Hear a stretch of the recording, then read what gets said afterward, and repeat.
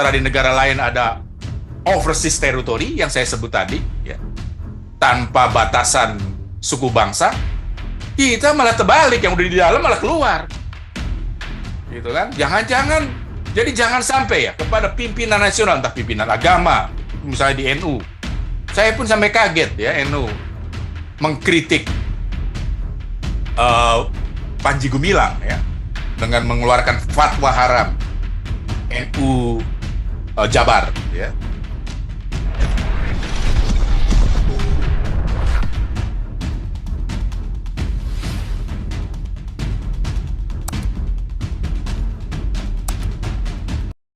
Ya, Pak Ari ya, Pak Gembala ini. Wah, ini ada mungkin Pak Gajah Mada mau ditanggapi, silakan Pak Gajah Mada. Ya, jadi kalau sekarang ya kita melihat Amerika itu dekat ya.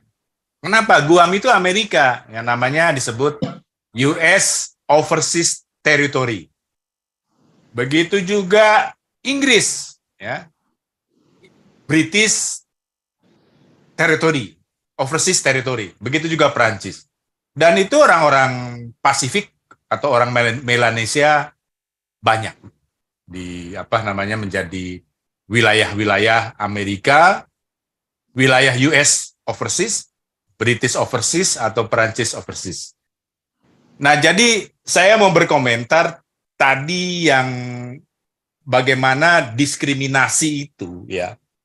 Ya, bagaimana Amerika bisa membangun sampai ke overseas territories gitu, begitu juga negara lain.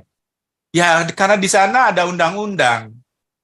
Sehingga diskriminasi tersebut bisa ditekan. Ya. Contohnya, Obama bisa jadi presiden. Itu kan sama seperti Ahok jadi presiden, itu sebenarnya di Indonesia. Atau orang Kristen jadi presiden.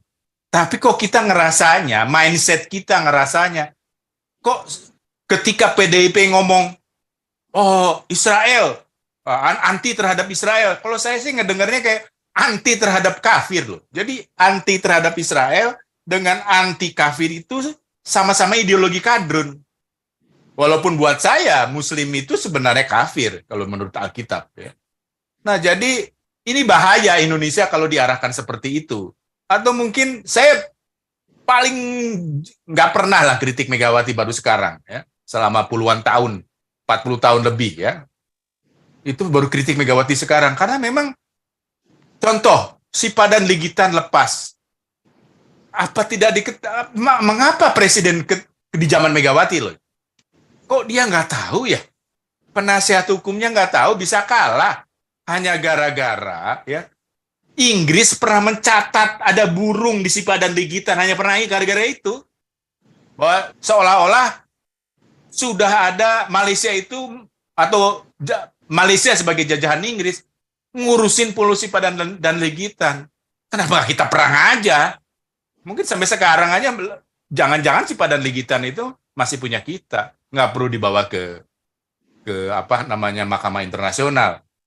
Jadi ada sesuatu dari Megawati, entah gimana gitu ya. Entah dia disabotase, apakah dia pemahamannya memang terbatas ya, sampai dia jadi anti-Israel, sampai bawa Sipadan Ligitan ke Mahkamah Internasional, bahkan dia berbicara di depan kepolisian, kenapa nggak dikirim pasukan aja ke sana gitu. Sepertinya Megawati sudah kehilangan visi menurut saya, untuk mempertahankan Indonesia. Dan ini buat PDIP berbahaya sekali ya, bahwa seorang ketua umumnya sudah kehilangan visi. Ya, justru dari sejak ketika Megawati jadi presiden, hitung aja udah berapa lama tuh. Makanya kita sekarang merasakan diskriminasi tersebut, seperti di Papua. Bahkan seolah-olah mengirim pasukan ke Papua itu benar. Ya, seolah-olah itulah satu-satunya cara untuk mempertahankan Papua dalam Negara Kesatuan Republik Indonesia. Jadi saya, terutama ini Megawati ya, pada Ketua Umum PDIP, coba introspeksi, jangan-jangan sudah nggak punya kemampuan lagi. Ya memang sudah terbatas wawasannya. Kalau Pak Tobing itu kan, Jenderal Tobing itu kan ngomongnya paradigma, terbatas itunya. Jadi kalau secara umum jangan sampai para pimpinan ya nasional, entah itu di politik, entah itu di agama, punya wawasan terbatas. Karena ini bisa menjerumuskan Indonesia. Nanti bukan hanya Sipa dan Ligitan saja yang lepas, Indonesia bubar, ya, dan semua dirugikan. Ya. Sementara di negara lain ada overseas territory yang saya sebut tadi, ya, tanpa batasan suku bangsa, kita malah terbalik, yang udah di dalam malah keluar, gitu kan? Jadi jangan sampai ya kepada pimpinan nasional, entah pimpinan agama, itu misalnya di NU, saya pun sampai kaget ya NU mengkritik Panji Gumilang ya dengan mengeluarkan fatwa haram NU Jabar ya. Harusnya Kak, jadi saya nggak karena waktu sudah terbatas, saya nggak bisa panjang di situ, tapi pimpinan nasional di politik, di di agama, ya tadi apa lagi sospek Pak Sandiamer, ideologi politik, sosbud ya, sosbud ya, sosbud hankam, artinya ada jenderal juga. Ya, jangan ada jenderal seperti Gatot Nurmantio, saya sebut aja namanya, malah mendukung khilafah, mendukung garis keras ya, Muslim radikal. Memang dia khilafah, bukan mendukung, memang dia khilafah. Khilafah, repot. Ya, kalau mantan panglima aja udah seperti Gatot Nurmantio. Gitu. Jadi kalau Megawati di situ salahnya, visinya sepertinya sudah, tantangan Indonesia itu lebih besar daripada visi Megawati. Itu maksud saya, gitu. Jangan sampai terjadi. Kalau sudah terjadi ya mundur saja. Memang udah nggak mampu lagi jadi ketua, gitu. Nanti Indonesia terpecah belah. Begitu saya. Waktu udah habis. Intinya jangan pilih PDIP, itu aja. Ya kalau sekarang jangan dulu, biar dia sadar gitu, biar dia sadar. Kalau nanti mungkin kita tetap pilih PDIP. Sekarang sepertinya jangan dulu. Kecuali ada hal khusus ya, gitu. Oke Pak. Belum berubah. Kalau saya lihat belum berubah. Ya. Baik Pak Gajah Mada. Mungkin ada tanggapan ya, tapi nggak usah panjang-panjang ya Pak Beta Maluku dulu lah. Baru terakhir closing statement dari Ketua kita, Galarua, Pak Setianger. Pak Beta Maluku, silakan Pak Beta Maluku. Terima kasih Pak Frans. Ya, menarik mendengarkan semua ini ya, menjadikan tambahan wawasan kita ya. Ya bukan hanya di Papua, bisa disimpulkan satu Indonesia ini. Setuju dengan apa yang disampaikan Pak Gajah Mada barusan.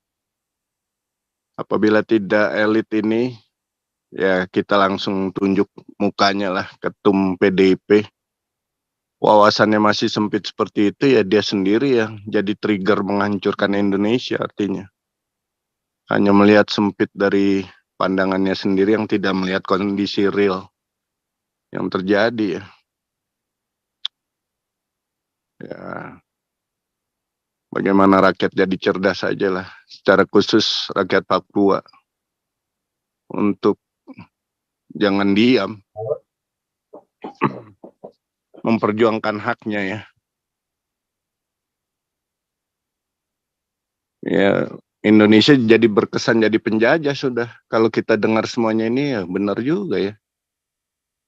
Dengan Canberra Agreement itu, kemudian ditimpali dengan New York Agreement atas kepentingan negara adik kuasa ya, yang jadi korban rakyat Papua. Tapi andaikan juga semenjak masuknya ke Indonesia, Indonesia berlaku adil terhadap rakyat Papua dan ke rakyat bangsa-bangsa yang ada di Indonesia lainnya, saya rasa nggak akan seperti ini. Kita nggak akan terbelakang seperti ini. Ketimpangan kesejahteraan, penegakan hukum yang tidak berkeadilan ini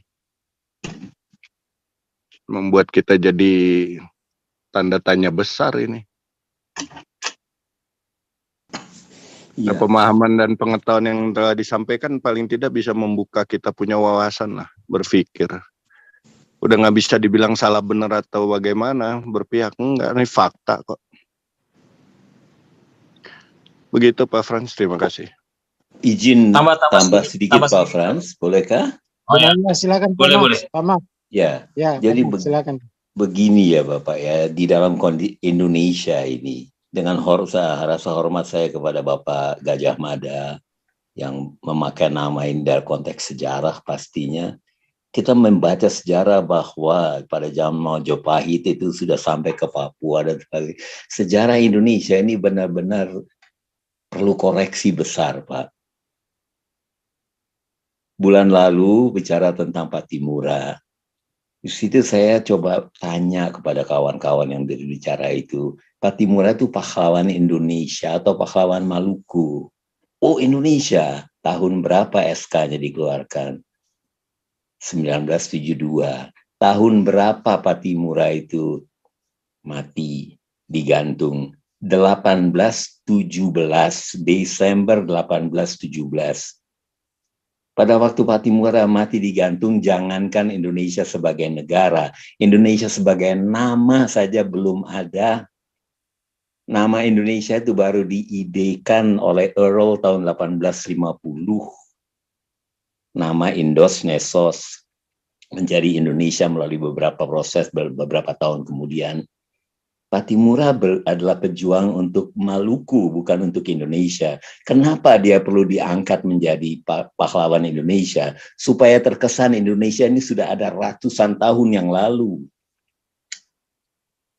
Lalu apa salahnya di situ? Nah, inilah jawabannya. Apa salahnya dari sistem seperti itu? Kesalahannya terletak pada hal ini. Maaf akan tegas, kesalahannya terletak pada bentuk negara kesatuan. Titik.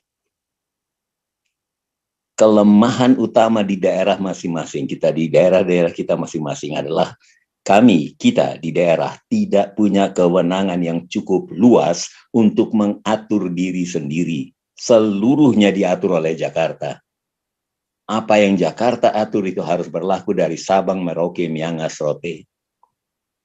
Itu sebabnya pertempuran atau persaingan politik menempatkan seorang di pucuk pimpinan di Jakarta ini begitu luar biasa usahanya dengan berbagai macam tipu muslihat. Karena negara ini negara kesatuan. Berilah pada daerah kewenangan yang cukup luas untuk mengatur dirinya sendiri. Maka akan berubah. Kita bisa atur sendiri di Maluku, di Papua, di Nusa Tenggara Timur. Kami atur menurut kebijakan, menurut kearifan lokal kami. Saya kasih satu data ya Bapak tentang Maluku. Sudah belasan tahun ini Maluku menduduki provinsi dengan persentase kemiskinan keempat tertinggi di Indonesia. Sudah 16 tahun atau 17 tahun. Ini data dari Badan Pusat Statistik Indonesia punya.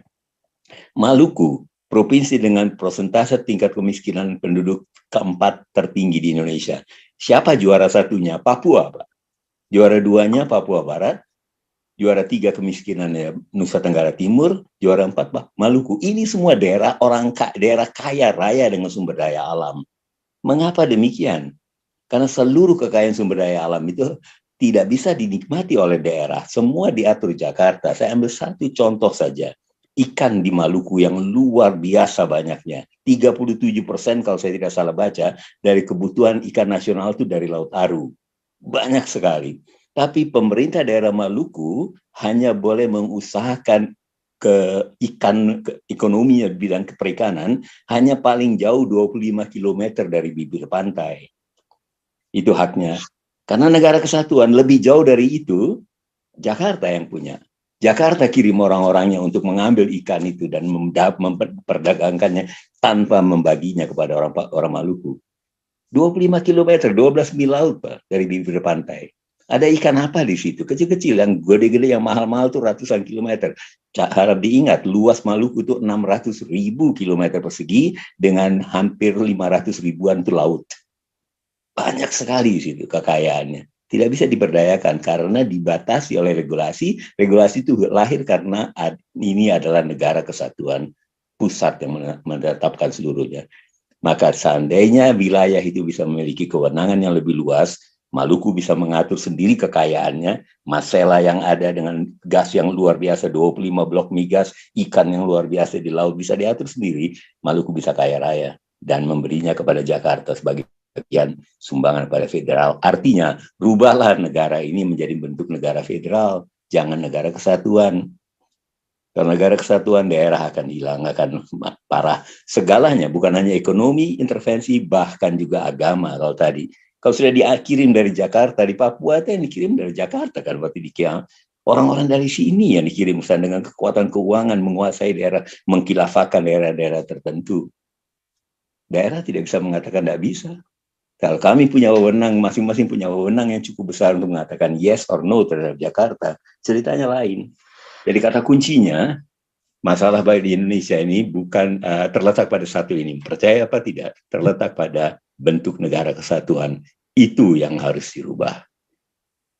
Lalu TNI sudah membuatnya harga mati, artinya bicara merubah bentuk negara, ketemu moncong senjata, ya tidaklah, kita bisa bicara dengan cara lebih baik.